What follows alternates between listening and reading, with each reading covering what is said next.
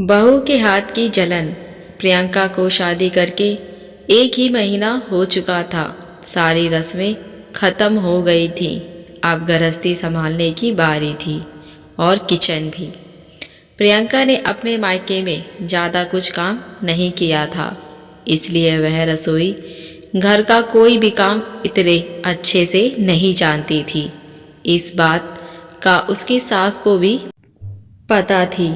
अपने बेटे के लिए प्रियंका पसंद करने की वजह से सास ने भी उसका साथ देते हुए कहा था कि चिंता मत करो, जो तुम अपनी माँ से नहीं सीख पाई वो मैं तुम्हें सिखा दूंगी। पहले उन्होंने चाय, दाल और ऑमलेट बनाना सिखाया। आज कोई मसालेदार सब्जी बनाना सिखा रही थी। सास ने प्रियंका को लाल मिर्ची सिलबट्टे में पीसने को दी, क्योंकि वह खुद भी कई सालों से इसी तरह मसाले पीसा करती थी।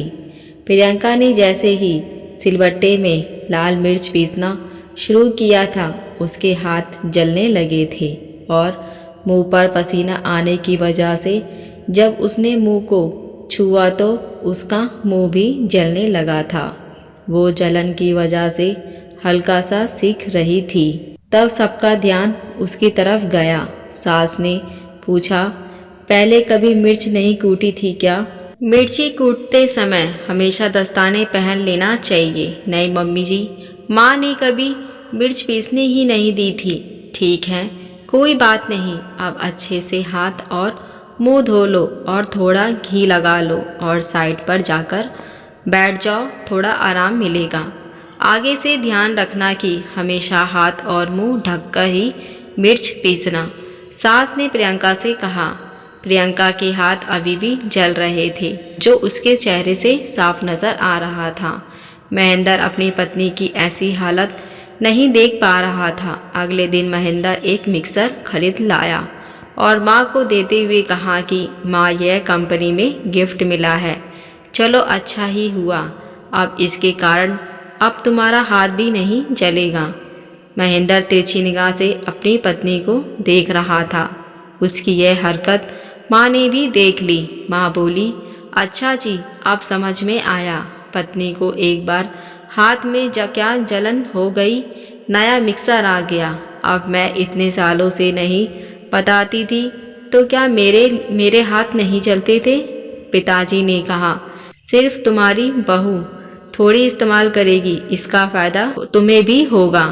इसीलिए कहता हूँ माँ, अपनी तकलीफ़ बताया करो। आप ही सोचो, अगर प्रियंका ने अपनी जलन छुपाई होती और किसी को पता नहीं चलने दिया होता तो क्या आज इस घर में मिक्सर आ पाता? जैसे ही मुझे प्रॉब्लम पता चली, मैंने इसका सलूशन ला दिया। यह बात सच है कि प्रियंका मेरी पत्नी है, लेकिन यह बात भी सच है कि मैं आपका एक बेटा हूँ और प्रियंका से भी पहले आप ही मेरे लिए ज़्यादा महत्वपूर्ण हैं। अगर आपने मुझे पहले ही बता दिया होता तो मैंने तब भी इसी तरह इस समस्या का समाधान किया होता। माँ अपने बेटे के मुंह से इतनी प्यारी प्यारी बातें सुनकर ही खुश हो गई और उसे गले लगा लिया।